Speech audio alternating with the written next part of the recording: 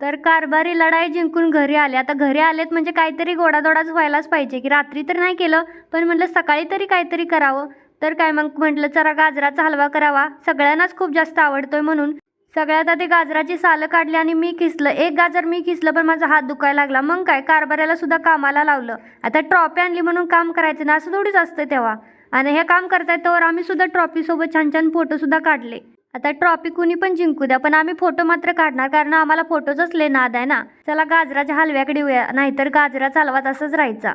कढईमध्येच गाजर किसलं होतं, त्यामुळे कढईतलंच एका साईडला तूप टाकलं. छानपैकी किसलेलं गाजर थोडंसं भाजून घेतलं, फ्राय केलं. मग त्याच्यामध्ये दूध टाकलं, साखर टाकली आणि मीठ टाकलं. आता तुम्ही म्हणाल ड्रायफ्रुट्स का नाही टाकत, तर आम्हाला आवडत नाहीत. आणि त्यातल्या त्यात रुद्रला अजिबात वेलची वगैरे घातलं की तो खात नाही, मग तसाच टिफिन ठेवतो. तर आता रुद्राचा टिफिन भरून घेते. काकडी दिली सॅलडमध्ये आणि एका साईडला गाजराचा हलवा, तर त्याला खूप अतिप्रचंड आवडतो. बाय.